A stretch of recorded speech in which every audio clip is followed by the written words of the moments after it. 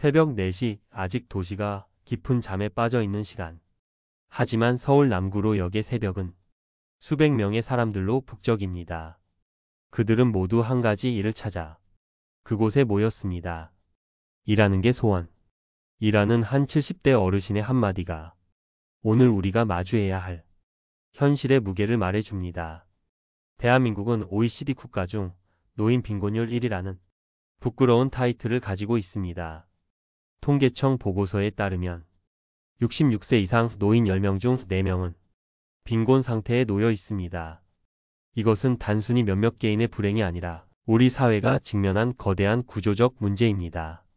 잠시 후 평생을 성실하게 일하고 3억 원짜리 아파트까지 소유한 한 70대 가장이 왜 새벽 인력시장에 찬 바람을 맞아야만 했는지 그 기가 막힌 이유를 함께 파헤쳐 보겠습니다. 그가 놓친 단 한 가지는 과연 무엇이었을까요? 평생 기계 부품을 만드는 작은 공장을 운영하며 자식 둘을 번듯하게 키워낸 김영수 씨. 올해 73인 그의 손은 기계 기름때가 지워지지 않은 채 굵은 마디가 박혀 있습니다.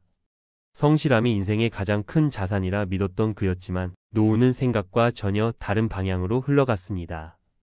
퇴직금과 쌈짓돈처럼 모아두었던 돈은 자식들 결혼시키고 예상치 못했던 사업 실패의 빚을 갚아주느라 거의 남지 않았습니다.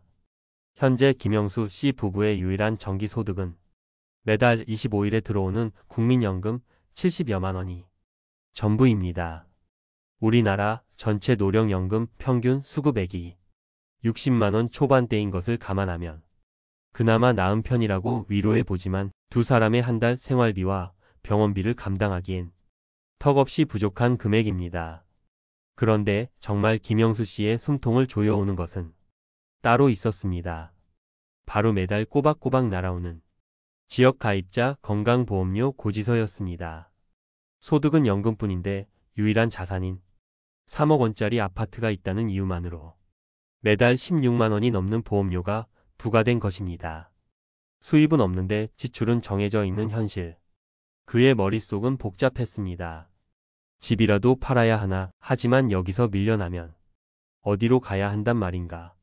결국 김영수 씨는 자식들에게 손 벌릴 수 없다는 마지막 자존심으로 새벽 인력시장의 문을 두드리게 된 것입니다.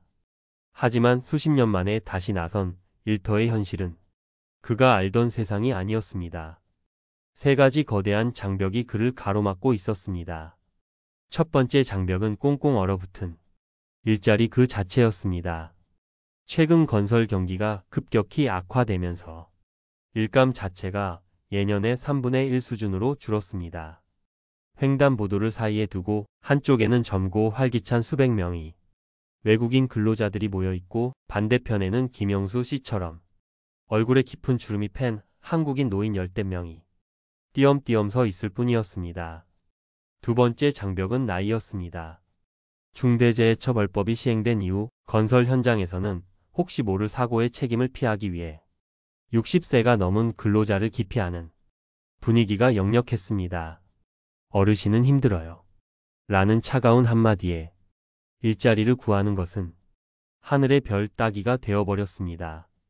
마지막 세 번째 장벽은 보이지 않았지만 가장 넘기 힘든 디지털 소외였습니다. 젊은 사람들은 스마트폰 구직 앱으로 실시간으로 올라오는 일자리 정보를 확인하고 바로 지원하지만 김영수 씨에게 스마트폰은 그저 아들, 손주와 영상 통화하는 기계일 뿐이었습니다. 한 60대 노동자는 이렇게 토로했습니다. 외국 애들도 자기들끼리 단체 메신저방으로 구직 정보를 공유하는데 우린 그런 것도 없어. 날마다 사무소에 나오는 거지. 정보의 격차가 곧 생존의 격차가 되어버린 냉혹한 현실이었습니다. 여러분이라면 이 상황에서 어떤 선택을 하셨을 것 같나요? 자, 지금까지 우리는 김영수 씨가 마주한 가슴 아픈 현실을 들여다봤습니다. 하지만 여기서 좌절하고 있을 수만은 없습니다. 왜 이런 일이 벌어지는지 그 근본적인 원인을 알아야 우리 자신과 우리 부모님의 노후를 지킬 수 있습니다. 지금부터가 진짜 중요합니다. 근본적인 원인 첫 번째는 용돈연금. 한계입니다. 많은 분들이 온라인에서 국민연금을 두고 푼돈연금이라 부르는 이유가 있습니다. 국민연금은 우리 노후의 최소한의 버팀목이지만 안타깝게도 그것만으로 품위 있는 노후 생활을 유지하기는 어려운 것이 현실입니다. 두 번째 원인은 바로 재산의 역설, 즉 건강보험료의 습격입니다. 김영수 씨의 사례처럼 은퇴 후 소득은 끊겼는데 집 한 채가 있다는 이유만으로 매달 수십만 원의 건강보험료를 내야 하는 구조. 이것이 바로 은퇴자들이 현금을 마련하기 위해 저임금 노동이라도 해야만 하는 가장 직접적인 이유 중 하나가 되고 있습니다. 자산은 있지만 당장 쓸 현금이 없는 기가 막힌 상황에 놓이는 것입니다. 세 번째 원인은 은퇴 세대가 기댈 수 있었던 중간 다리 역할을 하던 일자리들이 사라지고 있다는 점입니다. 과거에는 퇴직 후 택시를 몰거나 작은 가게를 차리는 것이 하나의 탈출구였습니다. 하지만 한 보도에 따르면 작년 택시 자격시험 응시자 수가 3년 만에 50%나 급증했다고 합니다. 이는 그만큼 더 이상 기댈 곳이 없는 은퇴자들이 절박한 심정으로 몰리고 있다는 뜻이며 경쟁은 더욱 치열해졌다는 것을 의미합니다. 그렇다면 우리는 이 냉혹한 현실 앞에서 무엇을 준비해야 할까요? 일하는 게 소원이 아니라 즐겁게 일하는 건강한 노후를 만들기 위해 오늘 당장 시작해야 할 것들을 말씀드리겠습니다. 첫째, 나이. 진짜 노후 소득을 냉정하게 직시해야 합니다. 막연히 어떻게든 되겠지 라는 생각은 위험합니다. 지금 바로 국민연금공단 홈페이지에 접속해서 나의 예상 연금 수령액을 확인해 보십시오. 그리고 은퇴 후 매달 나갈 고정 지출, 특히 내가 내야 할 건강보험료가 얼마일지 반드시 계산해 보셔야 합니다. 수입과 지출을 정확히 알아야 현실적인 현금 흐름 계획을 세울 수 있습니다. 둘째, 집을 유동자산으로 활용하는 고민을 시작해야 합니다.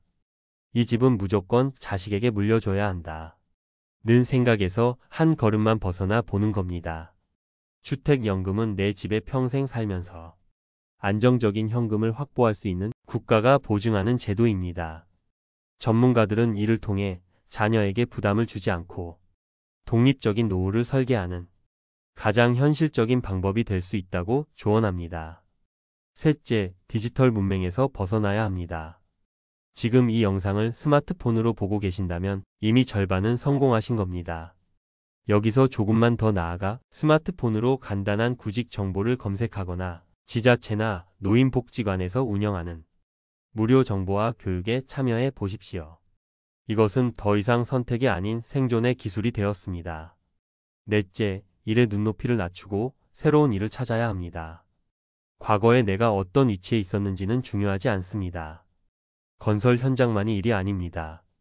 정부나 지자체에서 운영하는 다양한 노인 일자리 사업이나 사회공헌 활동은 적은 금액이라도 꾸준한 소득을 주고 무엇보다 사회와 계속 연결되어 있다는 소속감과 활력을 줍니다. 오늘 우리가 함께 살펴본 새벽 인력시장의 풍경은 단순히 한 개인의 실패가 아닌 우리 사회 전체가 짊어져야 할 무거운 과제입니다.